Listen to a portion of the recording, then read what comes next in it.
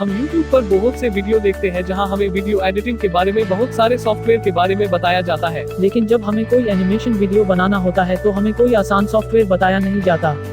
आज हम उसी के बारे में आपको बताना चाहते हैं।